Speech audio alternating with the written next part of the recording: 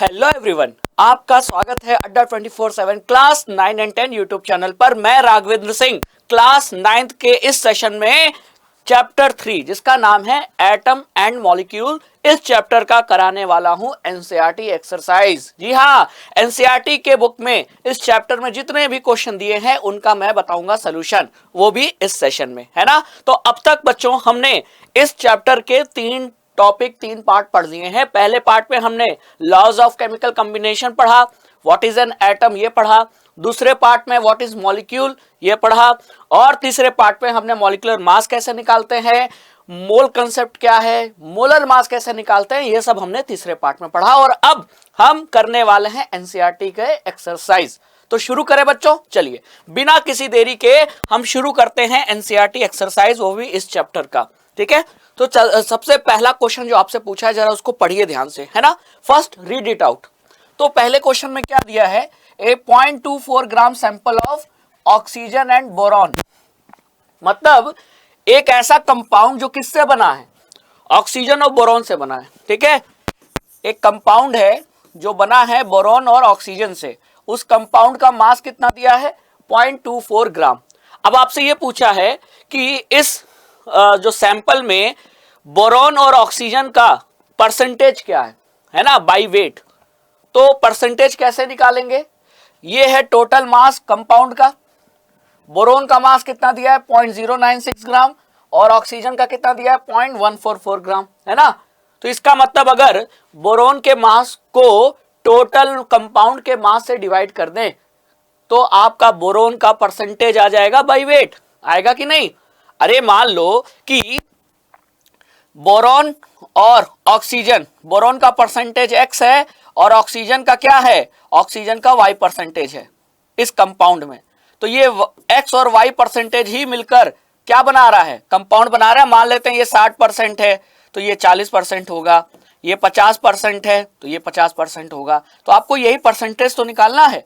तो परसेंटेज कैसे निकालोगे, है ना। मान लो 2 किलो आम है और 2 किलो सेब है, टोटल मिला के 4 किलो। तो 4 किलो वजन में आम का वेट परसेंटेज कितना है, तो टोटल आम का जो किलो है मास उसको डिवाइड कर दो टोटल वेट से, तो वही तो हम यहां करेंगे, है ना। तो टोटल हमारे पास है बोरॉन और ऑक्सीजन का इंडिविजुअल मास हमारे पास है। तो अगर हमको बोरॉन का परसेंटेज कंपोजिशन बाय वेट निकालना है तो बोरॉन का मास को हम टोटल मास से डिवाइड कर देंगे, उसी तरह ऑक्सीजन के मास को टोटल मास से डिवाइड कर देंगे, आ जाएगा परसेंटेज, है ना।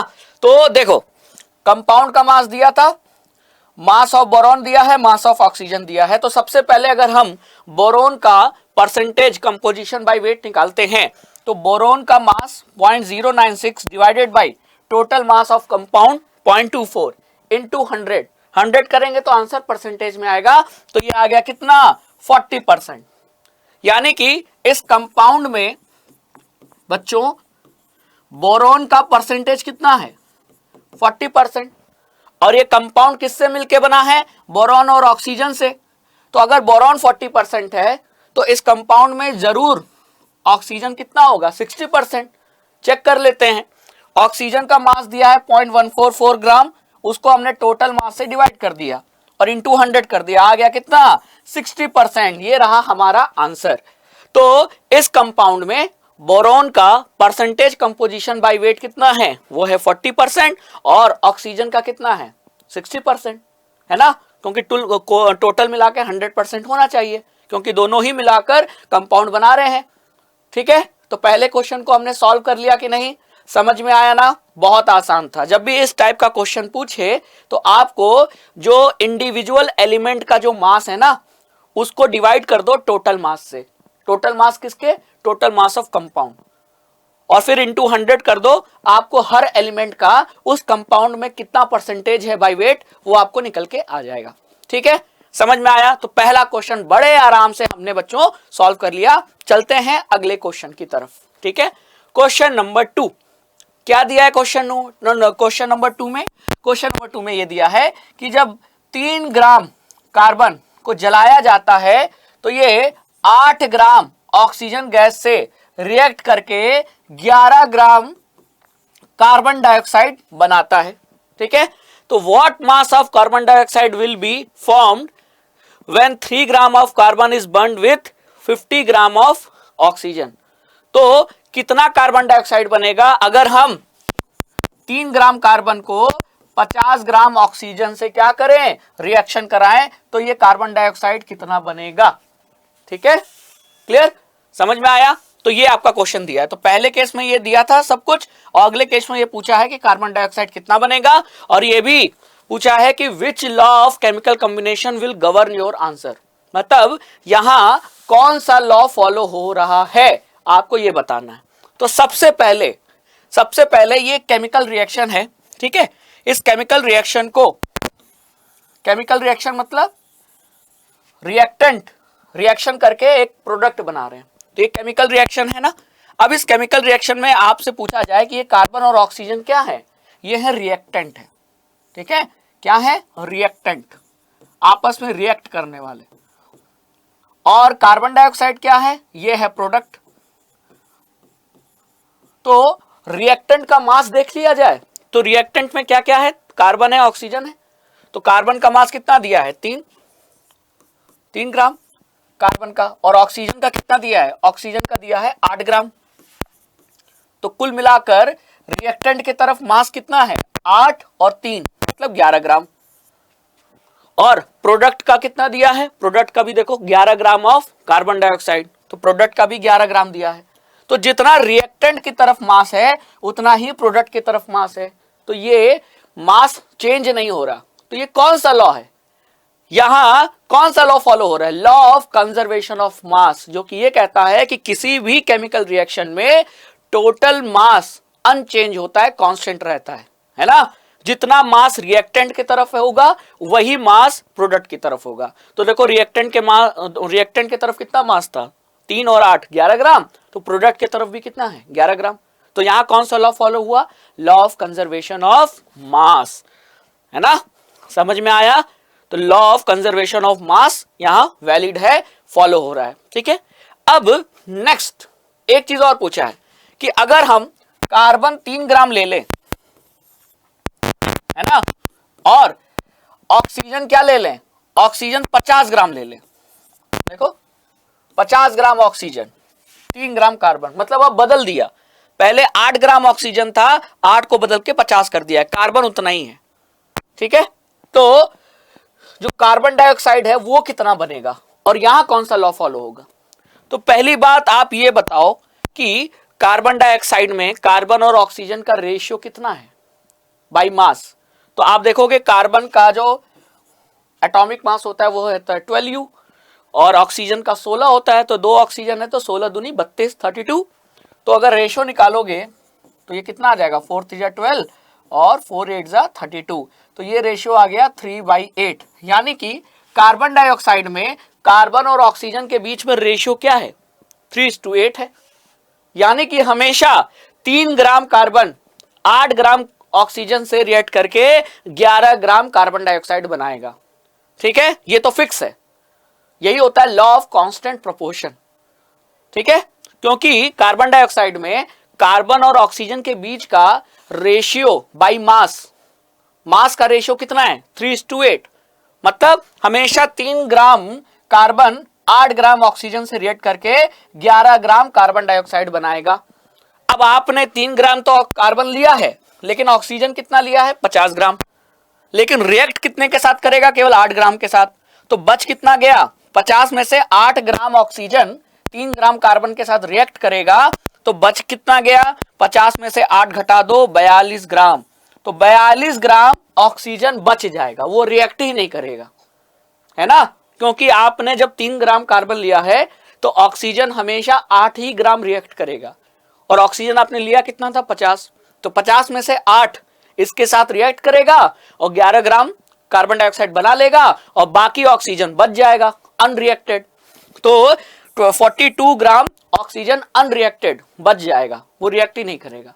तो यहां कौन सा लॉ फॉलो हुआ, यहां फॉलो हो रहा है law of constant proportion, law of constant proportion. और जो ऑक्सीजन बच गया, जो यूज नहीं हुआ, वो कितना है, 42 ग्राम, ठीक है, समझ में आ गया। चलिए तो हमने सेकंड क्वेश्चन भी सॉल्व कर लिया। ठीक है, अब आगे चलते हैं नेक्स्ट क्वेश्चन पे। क्या पूछा है बच्चों नेक्स्ट क्वेश्चन में, ध्यान से देखो। नेक्स्ट क्वेश्चन में पूछा है कि what are polyatomic ions, give example. तो देखो बच्चों, जब भी मेटल और नॉन मेटल एलिमेंट आपस में बॉन्ड बनाते हैं, इलेक्ट्रॉन का ट्रांसफर होता है, तो जो मेटल है वो कैटायन में बदल जाता है और जो नॉन मेटल है उस पर नेगेटिव चार्ज आता है, वो एनायन में बदल जाता है। जैसे मेरे कहने का मतलब Na+Cl-, तो ये कैटायन है, ये एनायन है। लेकिन यहां अब ये जो आयन है, जरा इसको देखो, यहां एक ही एटम है, किसका, सोडियम का। सोडियम का एक ही एटम है जिस पे पॉजिटिव चार्ज है। लेकिन जरा इसको देखो OH-, जरा इसको देखो SO4-2। तो जरा अगर यहां ध्यान से देखोगे ना, तो यहां जो माइनस चार्ज है वो केवल एक एटम पर नहीं है, दो एटम के ग्रुप, दो एटम कौन सा, एक ऑक्सीजन एक हाइड्रोजन, ये दोनों एक साथ मौजूद है। तो दो एटम पर एक कंबाइंड चार्ज है माइनस का। उसी तरह यहां एक सल्फर का एटम है, चार ऑक्सीजन का, टोटल 5 एटम है, 4 ऑक्सीजन के एक सल्फर का। उन 5 एटम पर मिला के -2 चार्ज है। लेकिन यहां केवल एक सोडियम एटम पे चार्ज है। तो यहां तो अकेले है, सोडियम का एटम अकेला है, लेकिन यहां एक से ज्यादा एटम पे चार्ज होता है। तो ऐसे आयन जिसमें बहुत सारे एटम्स प्रेजेंट हो, ऐसे आयंस को ही क्या कहेंगे, पॉलीएटॉमिक आयंस। तो ये पॉलीएटॉमिक आयन नहीं है, ये नहीं है, ये है, ये है। फिर मैं आपसे पूछूं कि क्या कैल्शियम+2 पॉलीएटॉमिक आयन है? नहीं, क्योंकि जो चार्ज है वो केवल एक एटम पर है, तो ये नहीं है। लेकिन मैं आपसे कहूं CO3-2, तो ये जो -2 चार्ज है वो एक नहीं, ग्रुप ऑफ एटम्स पे है, 3 ऑक्सीजन एक कार्बन, टोटल 4 एटम पर मिलाकर -2 चार्ज है। तो ऐसा आयन क्या कहलाएगा, पॉलीएटॉमिक आयन। क्लियर? तो डिफिनीशन क्लियर हो गई।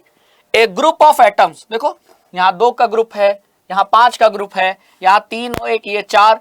तो जब ग्रुप ऑफ एटम्स पर चार्ज हो, मतलब वो चार्ज कैरी करें, तो ऐसे आयंस को हम पॉलीएटॉमिक आयन कहते हैं। For example ammonium ion, for example hydroxide ion, for example carbonate ion, for example sulphate ion. पहचान लोगे ना, समझ में आया?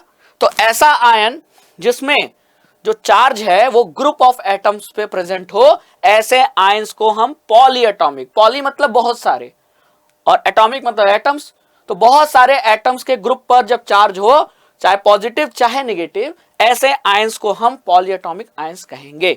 तो आपको ये क्वेश्चन पूछ सकता है कि which of the following is polyatomic ion, तो पहचान लोगे ना? जी हां। अगर मैं आपसे पूछूं, बताओ क्या ये पॉलीएटॉमिक आयन है? एल्यूमिनियम+3 नहीं है, क्योंकि एक ही एटम है ना? क्लियर? अब मैं आपसे पूछूं SCO3- है क्या? जी हां, क्योंकि बहुत सारे एटम्स हैं, ये है। ठीक है, इस तरीके से पहचानना आ गया। ठीक है, चलो याद रखना, ध्यान, पॉली मतलब बहुत सारे। क्लियर? क्वेश्चन नंबर 3 भी हमने सॉल्व कर लिया। आगे चलते हैं क्वेश्चन नंबर 4। देखो यहां बहुत सारे, क्वेश्चन नंबर 4 में ABCDE 5 क्वेश्चन है। ठीक है, पांचों को देखेंगे, सॉल्व करेंगे। Right the chemical formula of the following. अब ये जो केमिकल फॉर्मूला लिखना है, तो केमिकल फॉर्मूला लिखते कैसे हैं? तो पहले वैलेंसी या चार्ज लिखते हैं, ठीक है, एलिमेंट का, और फिर उसको क्रॉस मल्टीप्लाई कर देते हैं, फॉर्मूला आ जाता है। जैसे पहले पूछा है मैग्नीशियम क्लोराइड का, तो पहले ये देखो कि मैग्नीशियम क्लोराइड में क्या क्या प्रेजेंट है। एक मैग्नीशियम है और एक क्लोरीन है। ठीक है, तो आपने कुछ इस तरीके से मैग्नीशियम लिखा और फिर यहां क्लोरीन लिख दिया। मैग्नीशियम की वैलेंसी उस पे चार्ज कितना होता है, +2, तो वो नीचे लिख दिया। क्लोरीन पे चार्ज क्या आता है हमेशा, -1। ठीक है, अब इसको क्रॉस मल्टीप्लाई कर दो, तो मैग्नीशियम के साथ 1 मल्टीप्लाई होगा तो एक मैग्नीशियम, और 2 मल्टीप्लाई हो रहा है क्लोरीन के साथ, तो क्लोरीन के साथ 2, तो ये बन गया फॉर्मूला MgCl2। आ गया मैग्नीशियम क्लोराइड का केमिकल फॉर्मूला। सीखा आपने, बस आपको याद होना चाहिए कि उसकी वैलेंसी या उस पर चार्ज कितना है। ठीक है, देखो आ गया कि नहीं, आया कि नहीं? जी हाँ, आया। इसको मैं हटा देता हूं, एक आपको करके दिखा दिया, अब आप अपना प्रैक्टिस खुद कर सकते हो। अब मैं आपको चाह रहा हूं कि आप खुद बताओ, है ना। तो पहले क्वेश्चन फोर्थ का ए हमने सॉल्व कर लिया। देखो मैग्नीशियम क्लोराइड का फॉर्मूला क्या होगा, MgCl2। अगर आप MgCl लिखते हो तो गलत है, Mg2Cl2 लिखते हो तो भी गलत है, Mg2Cl लिखते हो तो भी गलत है, MgCl2 होगा। क्लियर। अब कैल्शियम ऑक्साइड, तो पहले ये देखो कि कैल्शियम ऑक्साइड में एलिमेंट कौन सा है, आसान से पता चल जाएगा। हाँ, कैल्शियम है और ऑक्साइड मतलब ऑक्सीजन है, तो कैल्शियम पे चार्ज कितना होता है, +2, और ऑक्सीजन पे -2। तो कैल्शियम लिखो, लिखो कैल्शियम। तो आप कैल्शियम लिखोगे, है ना। आप क्या लिखोगे, आप कैल्शियम लिखोगे, फिर ऑक्सीजन लिखोगे और नीचे वैलेंसी या चार्ज लिख दो, कैल्शियम पे +2, ऑक्सीजन पे -2। अब दोनों इसको मल्टीप्लाई कर दो, तो ये हो जाएगा Ca2O2। अब दोनों 2 है तो इसको मैं डिवाइड कर दूं 2 से, तो ये आ जाएगा CaO। तो ये भी ध्यान रखना है, सबसे उसके सिंपलेस्ट फॉर्म में होना चाहिए, है ना। तो दोनों जगह 2 था तो मैंने उसको डिवाइड कर दिया, तो 1 हो गया कि नहीं। तो ये देखो आ गया, आ गया कैल्शियम ऑक्साइड का फॉर्मूला आ गया। आसान है ना, आसान है। तो देखो अब कॉपर नाइट्रेट का आप बताओ, ठीक है। कॉपर नाइट्रेट का आप बताओ क्या होगा, तो कॉपर लिखो और नाइट्रेट में क्या है, क्या है नाइट्रेट में, नाइट्रोजन। भाई नाइट्रेट कहां से वर्ड आया है, नाइट्रोजन से आया है। तो कॉपर नाइट्रेट में कॉपर और नाइट्रोजन है। अब कॉपर की वैलेंसी पता होनी चाहिए, ठीक है। तो कॉपर की वैलेंसी होती है 2, प्लस चार्ज कितनी है 2, है ना। और नाइट्रेट पे होता है क्या, नाइट्रेट मतलब NO3। तो ये देखो पॉली एटॉमिक आयन है। अब देखो वही बोला ना मैंने, अभी आपने पॉली एटॉमिक आयंस क्या होते हैं पढ़ा ना। तो देखो नाइट्रेट मतलब NO3-1, यानी जो -1 चार्ज है वो एक नाइट्रोजन और 3 ऑक्सीजन, जो 4 एटम्स का ग्रुप है, समूह है, इस पे है। मतलब ये मत सोचना कि ये -1 केवल ऑक्सीजन पे, नहीं, इन पूरे पे मिलाकर -1 है। तो इस पे चार्ज कितना हुआ 1। अब इस पर मल्टीप्लाई कर देते हैं, ठीक है। तो मल्टीप्लाई करेंगे तो इस पे क्या मल्टीप्लाई होगा 1 और इस पे 2, तो ये बन जाएगा क्या, बताइए बताइए क्या बन जाएगा ये, बताइए क्या बन जाएगा, CuNO3 है ना। क्लियर हो गया, बहुत आसान था, बहुत आसान था। तो कॉपर नाइट्रेट का फॉर्मूला आपको पता चल गया बच्चों। कॉपर नाइट्रेट का फॉर्मूला क्या है, CuNO3। अब देखो 2 किस में मल्टीप्लाई हुआ है, इसमें। तो जब 2 लिखेंगे तो ब्रैकेट लगाकर लिखेंगे, है ना, ध्यान रखना। अब थर्ड किसका पूछा था, एल्यूमिनियम क्लोराइड का। तो एल्यूमिनियम की वैलेंसी या चार्ज 3 होता है, क्लोरीन पे 1 होता है। तो 1 इधर मल्टीप्लाई करेंगे, 3 इधर मल्टीप्लाई करेंगे। तो एल्यूमिनियम के साथ 1 और क्लोरीन के साथ 3, तो AlCl3 आ गया, आ गया, है कि नहीं। तो हमने डी वाला भी सॉल्व कर लिया। ई देखो क्या पूछा था, देखो ध्यान से, कैल्शियम कार्बोनेट। तो कैल्शियम कार्बोनेट में कैल्शियम है और कार्बोनेट है ना।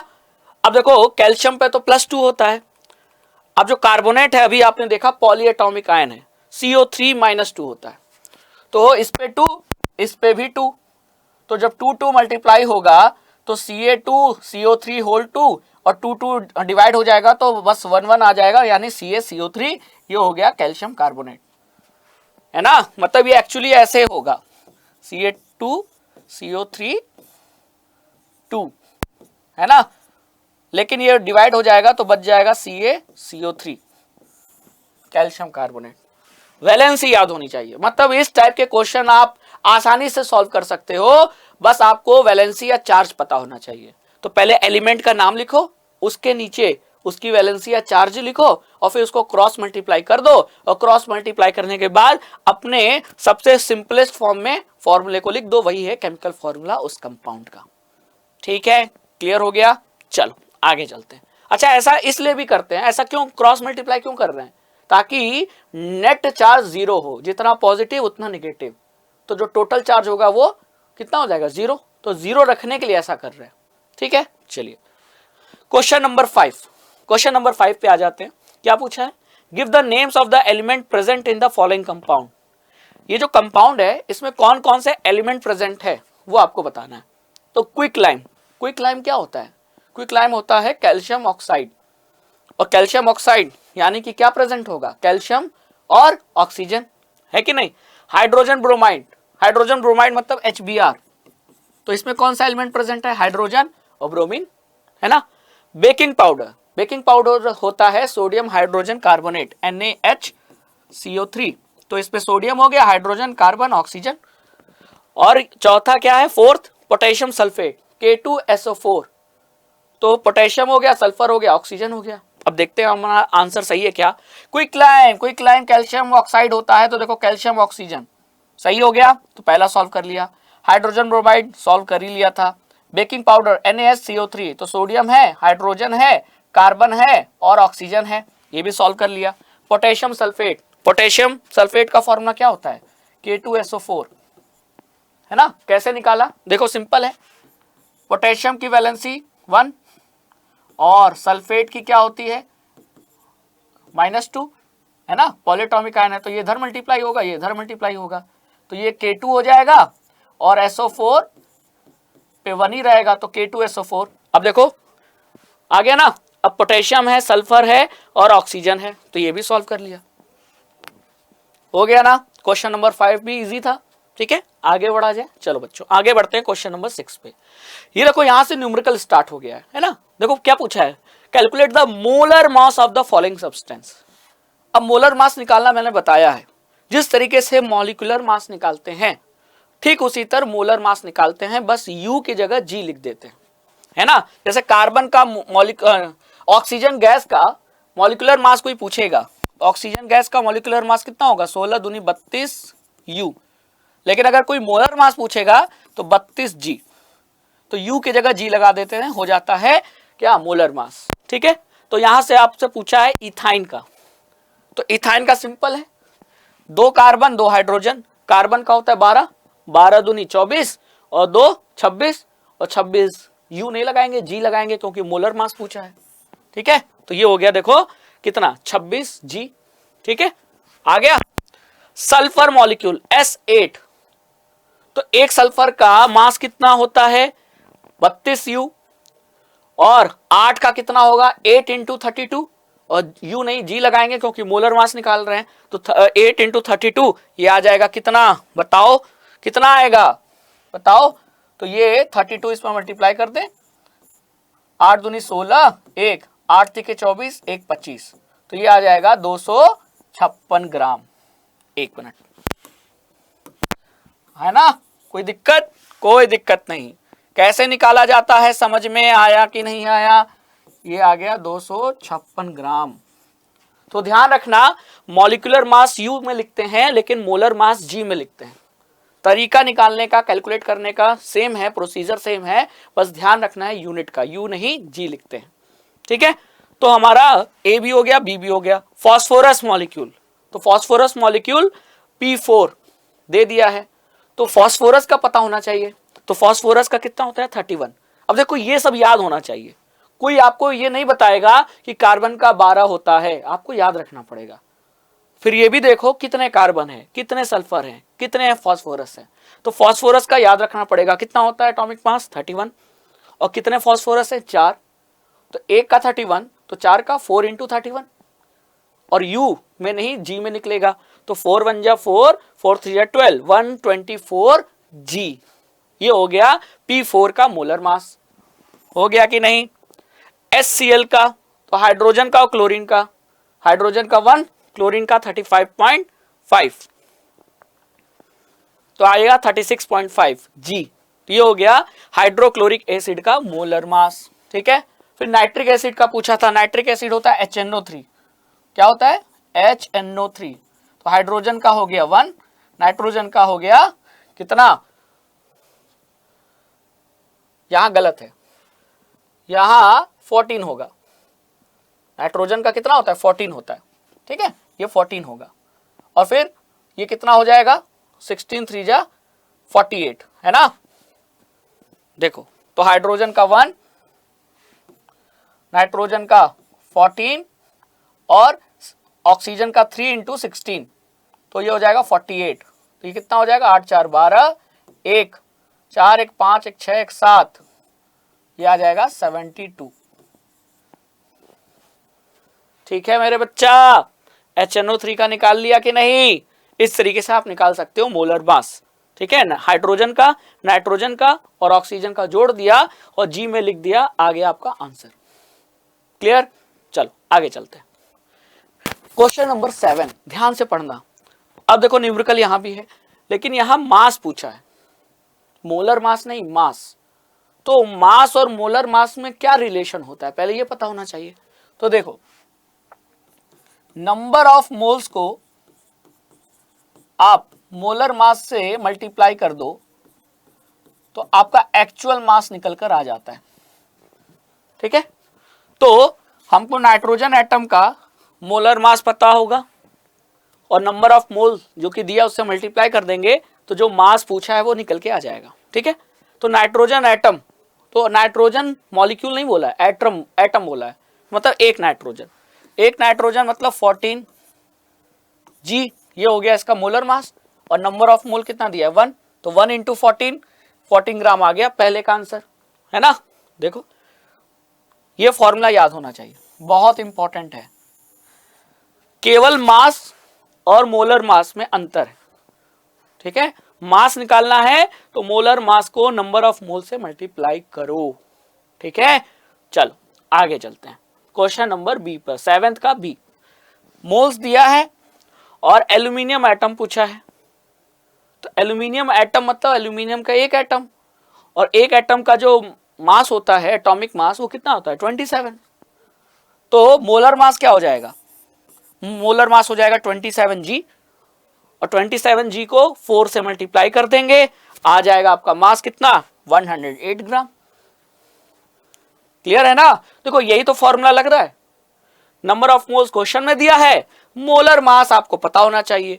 तो नाइट्रोजन का मोलर मास क्या होता है, तो एटॉमिक मास जो होता है उसी की जगह जी लिख दो, तो 14 होता है, 14G। एल्यूमिनियम का 27G, है ना। अब आते हैं सी में, तो ए और बी हो गया, सी आते हैं। 10 मोल्स ऑफ सोडियम सल्फाइड, तो 10 मोल्स ऑफ सोडियम सल्फाइड, तो सोडियम सल्फाइड का आपको पूरा मोलर मास पता होना चाहिए। तो सोडियम 2 है, सल्फर 1 है और ऑक्सीजन 3 है। तो कैसे निकालोगे, 2 सोडियम, तो एक सोडियम का होता है 23, तो 2 का हो जाएगा 2 इंटू 23, सल्फर का होता है 32 और 3 ऑक्सीजन है तो 3 इंटू 16, और जी लगाएंगे क्योंकि मोलर मास हमको चाहिए। तो ये टोटल करोगे और फिर नंबर ऑफ मोल से मल्टीप्लाई करोगे, आपका मास आ जाएगा। तो इसको मल्टीप्लाई करोगे ना, ये सबको ऐड करके, मल्टीप्लाई करके फिर ऐड करोगे, तो इसको मल्टीप्लाई किया, फिर इसको मल्टीप्लाई किया, फिर ऐड किया, तो ये आएगा 126 ग्राम मोलर मास। और उसको 10 से नंबर ऑफ मोल से मल्टीप्लाई करोगे तो 1260 ग्राम, ये आपका सोडियम सल्फाइड का क्या आ गया, मास आ गया। तो हमने ये भी सॉल्व कर लिया।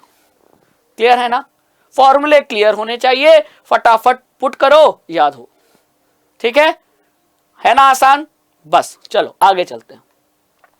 फिर न्यूमेरिकल, मैंने बोला ही था न्यूमेरिकल आएगा। क्वेश्चन नंबर 8, कन्वर्ट इनटू मोल। अब मोल में कन्वर्ट करो। तो अभी जो फॉर्मूला बताया था वो क्या फॉर्मूला था, mass is equal to number of mole into molar mass, है ना। अब यहां से नंबर ऑफ मोल पूछेगा, नंबर ऑफ मोल, तो क्या करोगे, जो आपका मास है वो उसको डिवाइड कर दो मोलर मास से, तो नंबर ऑफ मोल्स आ जाएगा। ये तो करना है हमको। तो मास दिया हुआ है, मोलर मास निकालना है और डिवाइड कर देना है। तो ऑक्सीजन गैस मतलब O2, तो ये हो जाएगा 16 दूनी 32 जी में लिखते हैं मोलर मास को। तो 12 gram divided by molar mass यानी 32 ग्राम, आ गया आपका नंबर ऑफ मोल्स 0.375 मोल। फिर H2O, वाटर मतलब H2O, तो हाइड्रोजन कितने हैं, 2, तो 1 का 1 होता है तो 2 का 2 प्लस ऑक्सीजन 16, तो 16 2 18 ग्राम, और 20 ग्राम को 18 ग्राम जो कि मोलर मास है उससे डिवाइड कर दो तो आ जाएगा 1.1 मोल। ठीक है, 11, ठीक है, 2 डेसिमल तक। फिर कार्बन डाइऑक्साइड मतलब CO2, कार्बन का 12, 16 दूनी 32, तो जाएगा 2 2 4 3 1 4, मतलब 44 ग्राम मोलर मास। तो जो मास दिया है उसको डिवाइड कर दो मोलर मास से, मतलब 22 डिवाइडेड बाई 44 कितना आ जाएगा 0.5 मोल। हो गया आंसर 8 का ABC। एक ही फॉर्मूला, कभी नंबर ऑफ मोल्स पूछ रहा है, कभी मास पूछ रहा है कि नहीं। चल क्वेश्चन नंबर 8 भी सॉल्व कर लिया, आगे चला जाए। चलिए आगे चलते हैं क्वेश्चन नंबर 9 पे। व्हाट इज द मास, मास पूछा है, मोल दिया है, ऑक्सीजन एटम पूछा, ठीक है। तो वो कैसे निकालेंगे, अभी निकाला था, number of moles into molar mass, mass आ जाएगा हमारा, ठीक है। तो नंबर ऑफ मोल्स कितना है 0.2 मोल, और ऑक्सीजन एटम, तो ऑक्सीजन एटम मतलब एक ऑक्सीजन मतलब 16 ग्राम इसका मोलर मास हो गया, तो ये आ गया 0.2 इंटू 16 3.2 ग्राम। फिर वाटर मॉलिक्यूल अभी देखा आपने H2O, तो इसका वाटर का अगर आपको मोलर मास निकालना होगा तो इन दोनों को ऐड कीजिए एटॉमिक मास को, 16 और इसका 2 हाइड्रोजन है तो 2, 16 2 18 ग्राम 18G, और 18 ग्राम को ये है मोलर मास, इसको नंबर ऑफ मोल्स से मल्टीप्लाई कर दो तो आपका मास आ जाएगा कितना 9 ग्राम आ गया। हो गया एक फॉर्मूला, उस पे सारे न्यूमेरिकल हैं, मतलब ये इंपॉर्टेंट है फॉर्मूला, एग्जाम में बन सकता है इससे क्वेश्चन, तो इसको ध्यान से रखिए, ठीक है, और पढ़िए, ठीक है। चलो क्वेश्चन नंबर 10 पे आ जाते हैं। क्या पूछा है, calculate the number of molecules of sulphur. अब ये थोड़ा बहुत अलग टाइप का क्वेश्चन है, तो number of atoms, number of molecule जब ऐसे पूछा जाए तो आपको एक चीज दिमाग में बैठाना है, 1 मोल, एक मोल में कितने एटम या कितने मॉलिक्यूल होते हैं, किसी भी चीज का एक मोल मतलब कितने क्वांटिटी, एक दो नहीं, जैसे एक दर्जन मतलब क्वांटिटी दिमाग में कितना आता है 12, एक जोड़ा जूता 1 पेयर ऑफ शू मतलब दिमाग में आता है अच्छा 2, तो जब भी 1 मोल कहूं तो दिमाग में कितनी क्वांटिटी आनी चाहिए, 1 मोल मतलब 6.022 इंटू 10 की पावर 23, इतने एटम्स या इतने मॉलिक्यूल, तो इतने मॉलिक्यूल या एटम में एक मोल होता है, ठीक है। तो अगर हमको नंबर ऑफ मॉलिक्यूल्स निकालना है तो पहले मोल निकालो, एक मोल का पता है, तो जितना मोल आप निकालोगे उस हिसाब से उतने नंबर ऑफ मॉलिक्यूल्स निकल आएंगे। तो इस क्वेश्चन को सॉल्व करने के लिए पहले मोल निकालना है, नंबर ऑफ मोल। तो नंबर ऑफ मोल कैसे निकलेगा, जो मास दिया है उसको मोलर मास से डिवाइड करो, तो मास कितना दिया है 16 ग्राम, 16 ग्राम को हमने मोलर मास से डिवाइड किया, ठीक है। तो सल्फर का होता है कितना 32, 32 को 8 से, 8 दूनी 16, 1 8 तिके 24 1 25, 256 ग्राम, ये आ गया मोलर मास, और एक्चुअल मास को हमने मोलर मास से डिवाइड कर दिया तो आ गया नंबर ऑफ मोल्स।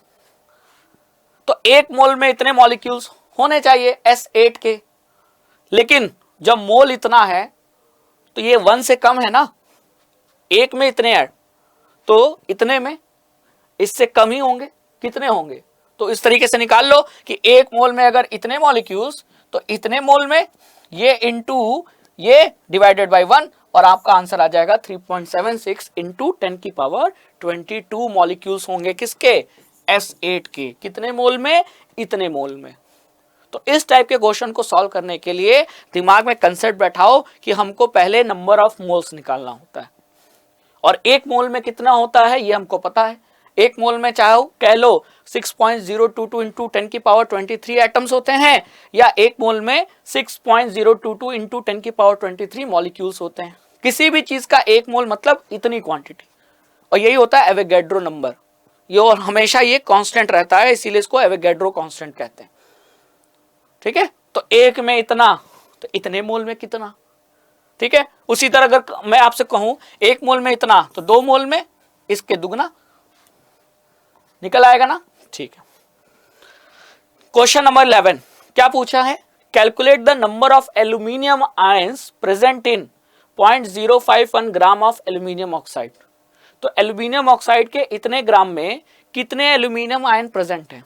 तो पहले ये देखो एल्यूमिनियम ऑक्साइड का फॉर्मूला, एल्यूमिनियम ऑक्साइड का फॉर्मूला होता है Al2O3, ठीक है। निकालना चाहो निकाल सकते हो, कैसे निकाला, एल्यूमिनियम का होता है 3 ऑक्सीजन का होता है 2, क्रॉस मल्टीप्लाई करो तो ये एल्यूमिनियम के साथ 2, ऑक्सीजन के साथ 3, एल्यूमिनियम ऑक्साइड आ गया। अब ये क्या है, अगर आपसे पूछूं कि मैंने ये एक लिखा है तो ये एक मॉलिक्यूल है, ठीक है, एक मॉलिक्यूल है किसका, एल्यूमिनियम ऑक्साइड कंपाउंड का एक मॉलिक्यूल है। और इस एक मॉलिक्यूल में एल्यूमिनियम कितने हैं, 2 एल्यूमिनियम है ना। तो अगर मैं ये निकाल लूं कि एल्यूमिनियम ऑक्साइड के कितने मॉलिक्यूल हैं, तो एक में अगर 2 है, 2 आयंस प्रेजेंट हैं एक मॉलिक्यूल में, Al2O3 के एक मॉलिक्यूल में 2 आयन प्रेजेंट है, किसके, एल्यूमिनियम के 2 आयन प्रेजेंट हैं, तो मैं जितने molecule, total number of molecule निकाल लूं, तो एक में 2 एल्यूमिनियम है आयंस, तो 10 में कितने होंगे, इसी तरह निकाल सकता हूं। तो पहले नंबर ऑफ मॉलिक्यूल्स निकालूं, और नंबर ऑफ मॉलिक्यूल्स निकालने के लिए पहले नंबर ऑफ मोल निकालना पड़ेगा, अभी सिखाया था, ठीक है। तो नंबर ऑफ मोल्स कैसे निकालूं, एल्यूमिनियम ऑक्साइड के मोलर मास को यूज करूं और इस मास को मोलर मास से डिवाइड कर दूं, है ना। तो एल्यूमिनियम ऑक्साइड का मोलर मास निकालोगे तो कैसे निकालोगे, एल्यूमिनियम का 27 होता है, 27 इंटू 2 प्लस 16 इंटू 3, जब कैलकुलेट करोगे तो मोलर मास कितना आ जाएगा, 102 ग्राम। तो इस मास को मोलर मास से डिवाइड कर दो तो आ जाएगा नंबर ऑफ मोल्स, कितना, 0.005 मोल। तो एक मोल में इतने मॉलिक्यूल या एटम होते हैं, मतलब एल्यूमिनियम ऑक्साइड का एक मोल अगर आप लोगे तो उसमें एल्यूमिनियम ऑक्साइड के इतने मॉलिक्यूल्स होंगे। तो इतने मोल में कितने होंगे, इतने मोल में 3.01 इंटू 10 की पावर 20 मॉलिक्यूल्स होंगे एल्यूमिनियम ऑक्साइड के, और एक मॉलिक्यूल में एल्यूमिनियम के 2 आयन, तो इतने मॉलिक्यूल में दुगना, तो इसका दुगना करोगे तो कितना आएगा बताओ, इसका आएगा दुगना 6.02 इंटू 10 की पावर 20, ये हो गया आंसर। क्योंकि एक मॉलिक्यूल में एल्यूमिनियम के 2 हैं आयंस, तो इतने मॉलिक्यूल में कितने होंगे, उसका दुगना, ठीक है, क्लियर। अगर आपसे ये पूछता कि बताओ कितने ऑक्सीजन आयंस हैं, ऑक्साइड आयन कितने हैं, तो एक में 3 है, तो इतने में इसका 3 गुना। पहले आप ये निकाल लो ना कि Al2O3 है कितने मॉलिक्यूल, तो वो इतने मॉलिक्यूल्स हैं। और ये कैसे निकला, पहले मोल निकाला, ठीक है, इतने ग्राम में कितने मोल होंगे और उतने मोल में कितने मॉलिक्यूल होंगे, और एक मॉलिक्यूल में अगर 2 एल्यूमिनियम के आयन प्रेजेंट है तो इतने मॉलिक्यूल में डबल, ये रहा आंसर, है ना, सॉल्व कर लिया ना। तो इस तरीके से बच्चों इस सेशन में हमने एनसीईआरटी के सारे एक्सरसाइज के सॉल्यूशन हमने सॉल्व कर लिए एटम एंड मॉलिक्यूल के। तो I hope you like this session. इसी तरह हमारे साथ पढ़ते रहिए, अड्डा 24/7 क्लास 9 एंड 10 यूट्यूब चैनल के साथ जुड़ते रहिए, लाइक शेयर सब्सक्राइब करते रहिए। Thank you so much.